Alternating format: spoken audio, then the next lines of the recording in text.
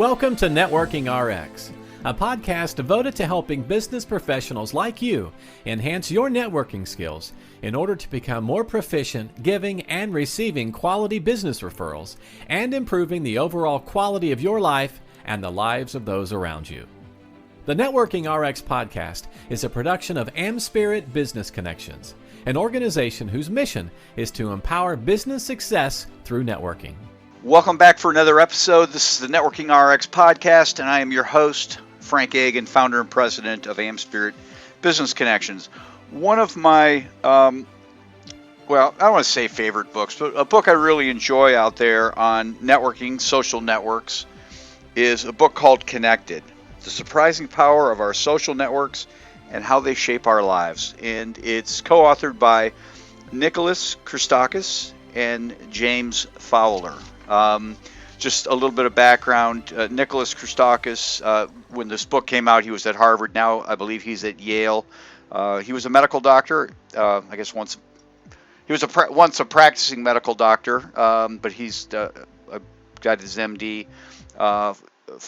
James Fowler is a professor at university, at least when this book came out, University of California, San Diego. And at any rate, there's a lot of really neat stuff in this book. Again, talking about social networks, and if you're a fan of this podcast, if you listen to this podcast, you know that while I do touch on the tactical aspects of networking, getting to events, how to work events, things like that, I'm very intrigued by the scientific aspects of our networks and why we do the things we do. And so there's a whole lot in this book, and I certainly won't. In time, I'll cover lots of little things within here, but I've had this book for a number of years, and one particular study that was in here, which I thought was really interesting, what they did was they looked at people's, they looked at kind of the hidden influence that our networks have on us. And those can be good and those can be bad. I did a program 2 weeks ago on social conformity, and I talked about that, there's positive influence and there's negative influence, and then there's kind of neutral influence, influence that keeps us in place.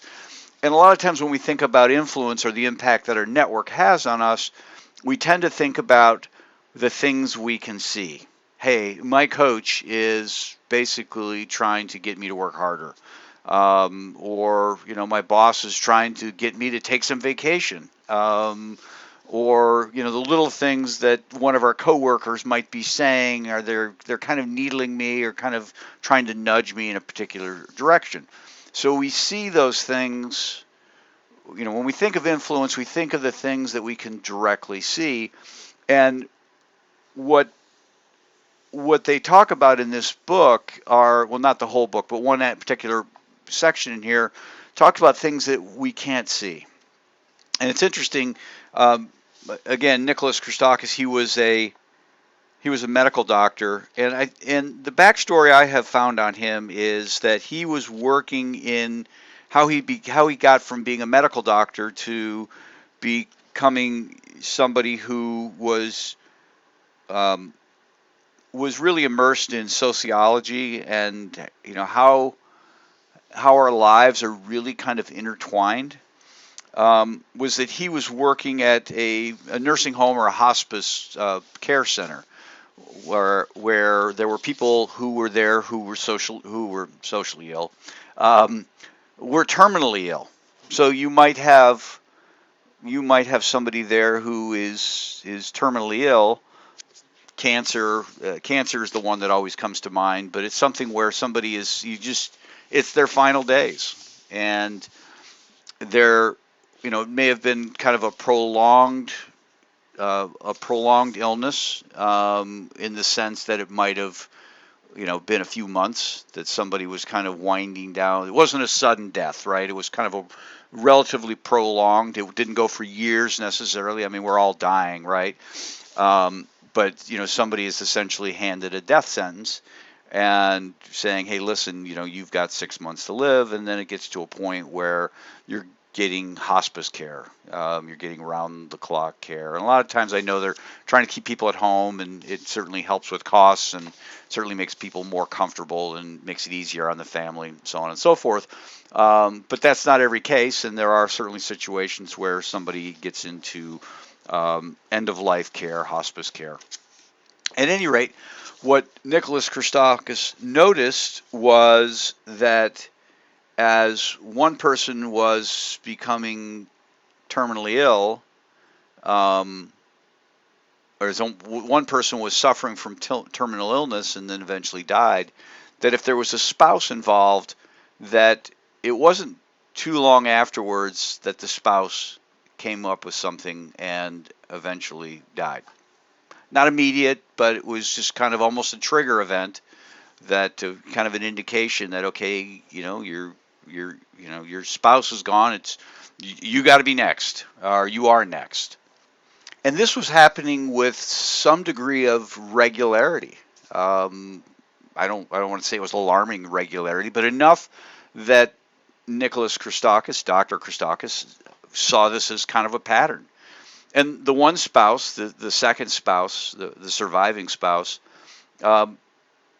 wasn't necessarily the spouse that died didn't die from something that was, it wasn't like COVID where the second spouse caught what the first one had, and it wasn't necessarily if the second spouse, the widowed spouse, the surviving spouse, died from the same thing. It was just shortly thereafterwards that their bodies kind of gave up, and they succumbed to something. And so that really got him interested in, okay, what's this connection here? It's obvious when it's COVID, right? One partner is suffering from COVID, and the other one is, in close quarters, and it's the likelihood of getting that,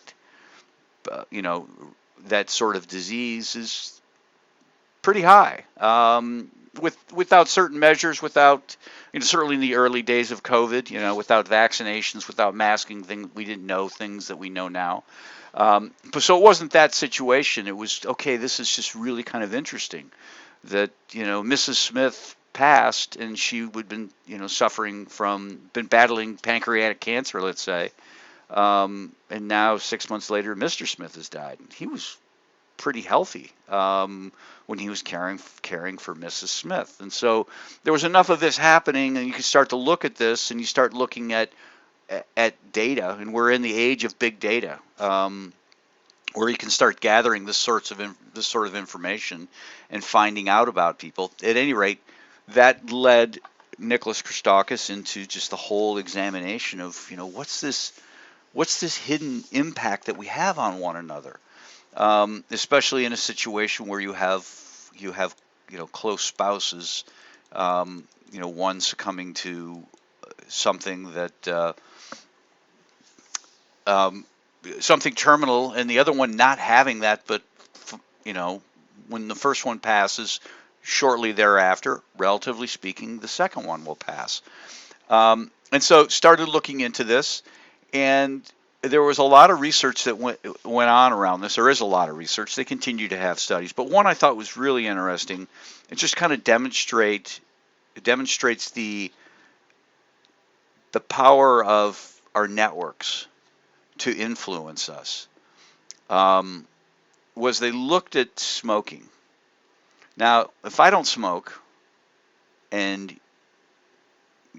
you smoke, I'm 61% more likely to smoke, and that's nothing earth-shattering, right? It's you see it all the time, right? I mean, you get a group of people that are all smoking, and it might be overt peer pressure. It might just be like, hey, I want to fit in. Remember we talked about social conformity, and that everyone really wants to just fit in. And our politics sorts of shifts, how we do certain things shifts, what we're willing to do shifts, and that's social conformity, and we see that. But here's a situation where it might just be kind of a one-on-one sort of a thing. At any rate, in this situation, I don't smoke, you smoke, I'm 61% more likely to smoke. Now, I don't know what 61% means, to be honest. If I have a lottery ticket, the odds of me winning the lottery is very, very long. If I buy a second lottery ticket, my odds of winning the lottery go up 100%, but they're still very, very long. So I don't know what the 61% is applied to, but nonetheless, 61% more likely to smoke if you smoke.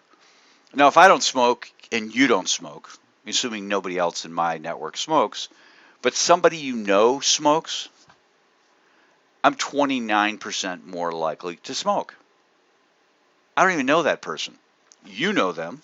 They impact you, and something hidden there. It's a hidden impact of our networks. And you can't necessarily control. You certainly can control who's in your life, and I guess you can look through them and see who's in their lives and make determinations as to, hey, I don't want you in my life because you smoke, or that seems a little harsh. And it seems even worse when you're saying, I don't want you in my life. I know you don't smoke, but you got friends who smoke.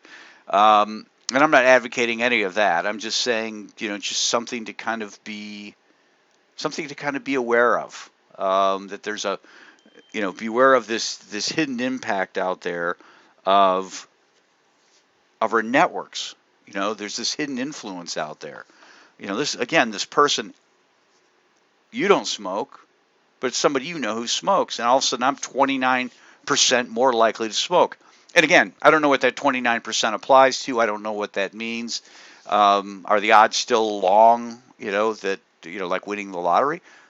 But compare all things being equal, comparing me to somebody else out there who has friends who don't have friends who smoke, I'm 29% more likely to smoke.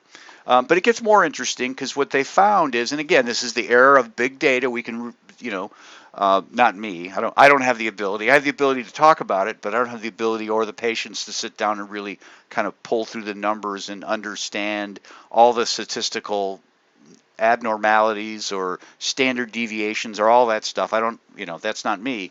But what they found is that if I don't smoke and you don't smoke and none of the people smoke, but somebody knows somebody who smokes, I'm 11% more likely to smoke.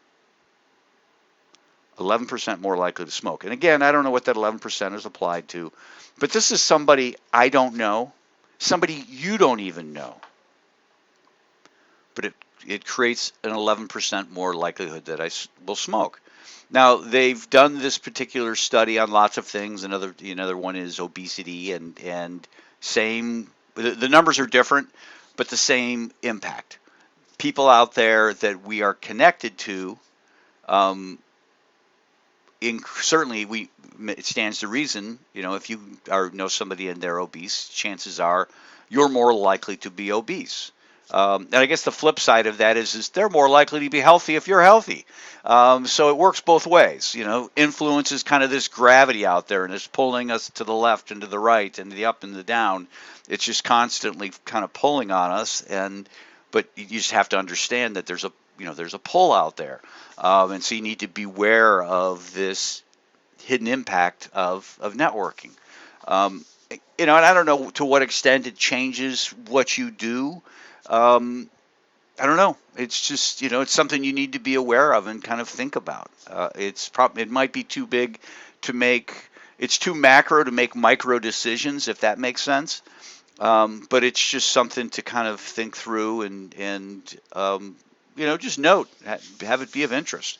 But if you have people in your network who are obese, you're more likely to be obese. If they're not, even if they have people in their network who are obese, it still increases your likelihood of being obese. Now, from what I've read in the book, again, the book is Connected, The Surprising Power of Our Social Networks and How They Shape Our Lives by Nicholas Christakis and James Fowler.